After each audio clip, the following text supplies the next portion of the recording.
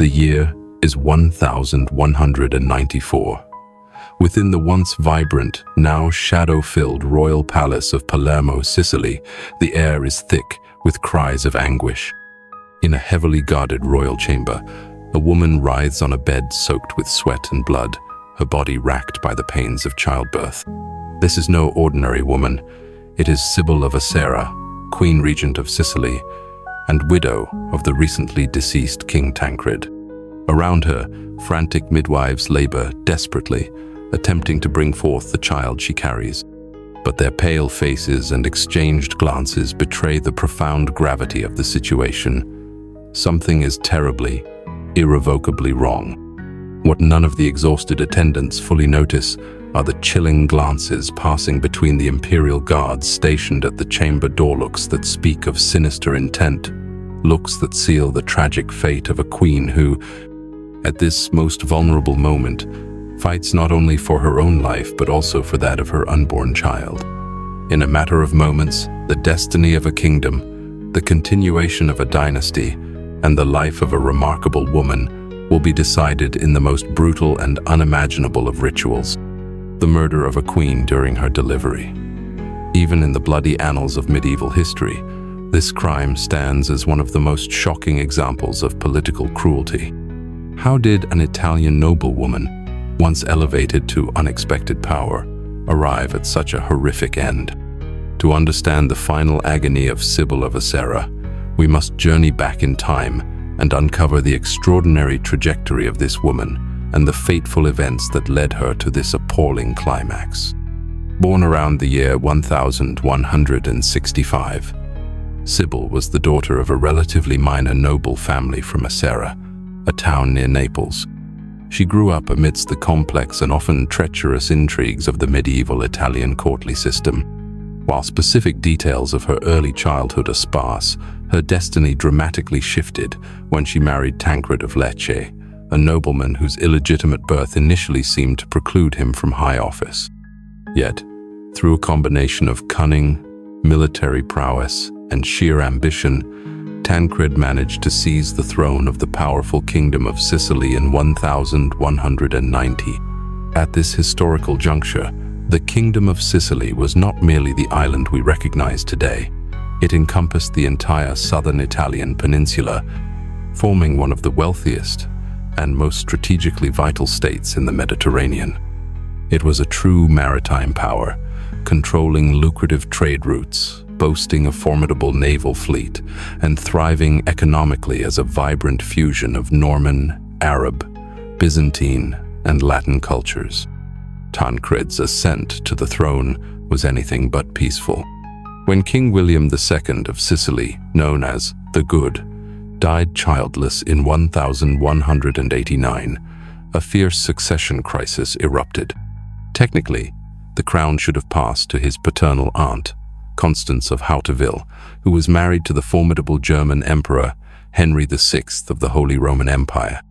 However, the fiercely independent Sicilian nobility, deeply suspicious of Germanic domination and eager to preserve their unique Norman Sicilian heritage, vehemently opposed a Hohenstaufen emperor ruling their realm. They instead chose to crown Tancred, the illegitimate but popular cousin of the deceased king, as their sovereign.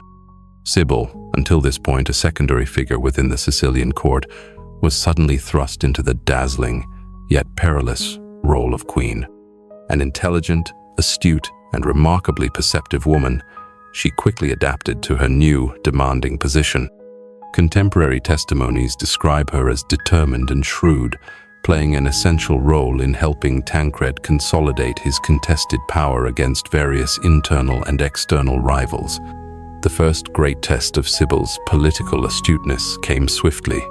In 1191, Emperor Henry VI, Constance's husband and rival claimant to the Sicilian throne, launched a massive invasion of the kingdom to claim what he considered his rightful inheritance. To his surprise, and largely due to the determined resistance orchestrated by Tancred and his loyalists, Henry's forces were decisively defeated and compelled to retreat.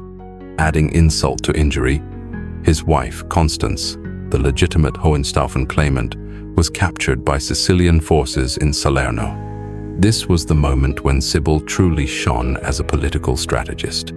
With Constance, her primary rival and the very embodiment of the Hohenstaufen claim, now a prisoner in Palermo, Sybil personally took charge of her supervision. Historical records indicate that Sybil, far from showing magnanimity, insisted that both women share the same frugal meals and even sleep in the same room. This was not out of kindness, but a calculated move to ensure Constance could not escape, communicate with external allies, or be freed by infiltrated imperial agents. When Tancred, influenced by the diplomatic advice of Pope Celestine III, decided to free Constance as a gesture of goodwill and to gain much-needed papal recognition for his rule, Sybil vehemently opposed the decision. With remarkable political clairvoyance, she argued fiercely that freeing Constance would implicitly recognize her rival's superior hereditary right to the throne. Worse, it would allow Constance to return to her husband, Emperor Henry VI, who would undoubtedly renew his invasion plans with even greater ferocity. Better to execute her than to honor her, Sybil reportedly argued, understanding the existential threat Constance posed. According to contemporary accounts, her brutal but pragmatically sound proposal was rejected by Tancred, who preferred to use Constance as a bargaining chip for papal validation. This fatal decision to ignore Sybil's astute, albeit ruthless, advice would have catastrophic consequences for their dynasty. As Sybil had accurately predicted, Constance was rescued by German soldiers during her transfer to Rome in 1192, successfully returning to her husband's side and bolstering his ambitions over Sicily. It was now only a matter of time before Henry VI would attempt another, more powerful invasion. Meanwhile, King Tancred desperately tried to consolidate his precarious position on the throne. He and Sybil had several children, including Roger III, who was associated with the throne as co-regent, and William III, who would eventually succeed his father.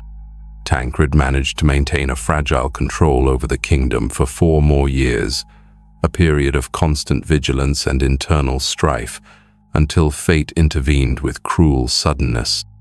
In 1194, King Tancred died unexpectedly, likely of illness, leaving the kingdom in the hands of his very young son, William III. Under the provisions of the regency, Sybil, from a royal widow, was thrust into the role of Queen Regentone of the most powerful and simultaneously most perilous positions a woman could occupy in the volatile political landscape of the Middle Ages. It was at this precise moment, with the kingdom vulnerable and still reeling from the king's death, that Emperor Henry VI decided to strike again. With his wife Constance now by his side to legitimize his claims, he led a powerful, well-equipped army towards Sicily. Sybil, now alone, recently widowed, and heavily pregnant with her last child by Tancred, faced the greatest crisis of her life. As regent, she bore the immense burden of defending her young son's throne against one of the most powerful monarchs in Europe, all while dealing with her advanced pregnancy and the desperate need to win the full support of the notoriously unstable Sicilian nobility.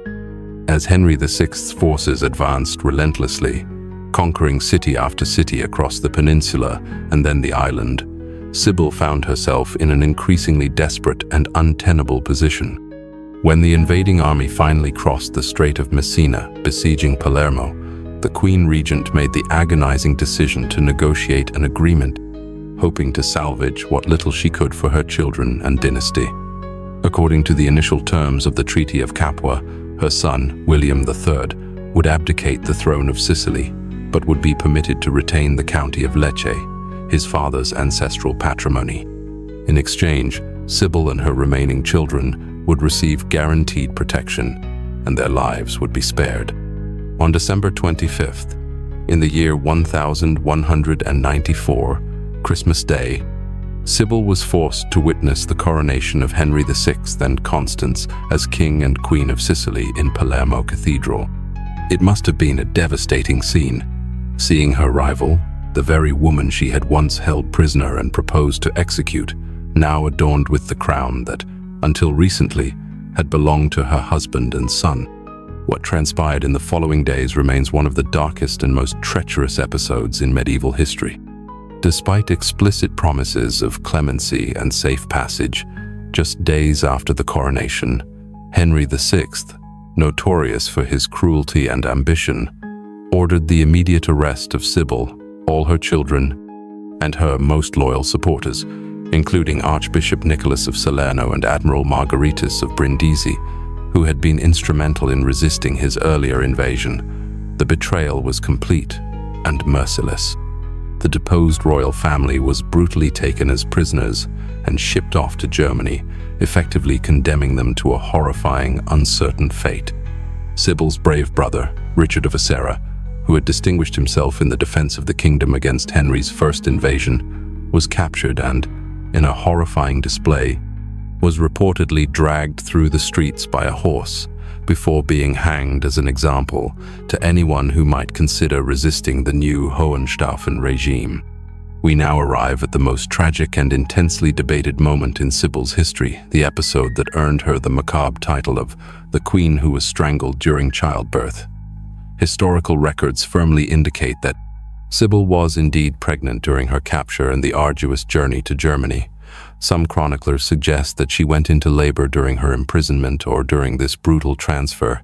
The exact circumstances of her death are fiercely disputed among historians, but the darkest and most enduring version, the one that persists in popular memory due to its sheer horror, posits that Henry VI, consumed by paranoia and fearing the birth of another legitimate claimant to the Sicilian throne, a potential future threat to his dynasty, ordered that Sybil be executed precisely while she was in the throes of giving birth.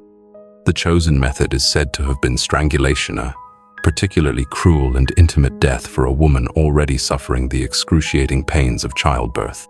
Some accounts suggest that the murder was cunningly presented as a natural death, resulting from a difficult delivery, but whispers and rumors of the horrific truth soon began to circulate through the courts of Europe. The image of a queen, helpless in labor, being strangled by order of her political enemy is so profoundly shocking that it transcends even the ruthless standards of violent medieval politics. It was a double murder. Mother and child executed at the moment when a woman is most vulnerable, a profound violation of even the supposed codes of chivalry that theoretically protected women and children from the atrocities of war. Other, less dramatic, historical interpretations suggest that Sybil died in prison of natural causes in 1195, possibly from complications of childbirth, without a direct execution order from Henry VI. However, even in this less sensational scenario, the moral responsibility undeniably falls squarely upon Henry VI, who imprisoned her and subjected her to inhumane conditions despite his solemn promises of clemency. As for Sybil's surviving children, their fate was equally tragic.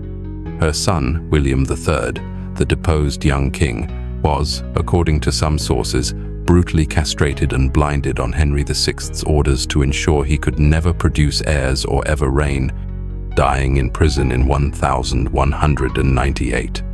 Sybil's daughters remained captive for several years until Pope Innocent III, a formidable figure, intervened and demanded their release.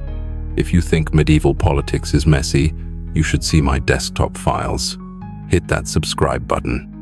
Ironically, Henry VI himself did not live long to enjoy the fruits of his brutal conquest. In 1197, just 3 years after conquering Sicily and ordering Sybil's imprisonment and her family's devastation, the ambitious emperor died prematurely of malaria in Messina at the age of 32. His sudden death plunged both the vast Holy Roman Empire and his newly acquired Kingdom of Sicily into yet another tumultuous succession crisis, as his only son, Frederick II, who would later become one of Europe's most powerful rulers, was merely 3 years old at the time. Constance, Sybil's rival, who had finally conquered the Sicilian throne she considered her rightful inheritance, did not enjoy her triumph for long either. She died in 1198, just 1 year after her husband, leaving her young son Frederick under the guardianship of the very same Pope Innocent III who had interceded for Sybil's daughters. The case of Sybil of Acera serves as a brutally poignant reminder of the extreme vulnerability of women, even those in the highest positions of power within medieval society. A queen regent and a mother, Sybil was ultimately reduced to a helpless prisoner whose life and the lives of her children could be extinguished at the whim of her captor. If the darkest version of her death is indeed true, strangled during childbirth by imperial order, this crime represents one of the most explicit and horrifying manifestations of political misogyny in medieval history, where the female body, at the sacred moment of giving life, becomes the literal site for the execution of political revenge. Sybil's story also powerfully illustrates the inherent fragility of medieval power and the pervasive violence that characterized dynastic disputes. In less than a decade, she transitioned from a relatively obscure noblewoman to queen, then to powerful regent, and finally to a condemned prisoner facing a barbaric end. Her executioner, Henry VI, also experienced the ephemeral nature of power, dying young after only 3 years of tenuous control over the kingdom he had so ruthlessly coveted. Perhaps the most profoundly disturbing aspect of this story is the stark contrast between the act of giving birth, the ultimate symbol of continuity, creation, and life, and the act of strangulation, the definitive, brutal interruption of existence. This macabre juxtaposition of creation and destruction, occurring simultaneously within a woman's body, transcends mere political cruelty and enters the realm of archetypal horror. Centuries later, the harrowing story of Sybil of Acera remains a somber and unforgettable reminder of the immense human cost of unchecked political ambitions. She was a queen whose death, whether by direct murder or through cruel negligence, occurred at the precise moment she was attempting to bring new life into the world. It was a death that violated not only human laws but seemed to defy the natural order itself. In the vast cemetery of history, where countless victims of absolute power lie, few tombs contain stories as chilling and profoundly tragic as that of Sybil of Acera, the queen who was allegedly strangled during childbirth. Her final agony reminds us that even within the most sumptuous palaces and atop the highest thrones, human brutality, fueled by power and paranoia, knows few, if any, limits. Don't let history's most brutal tales get lost. Subscribe for more stories that cut deep into the past.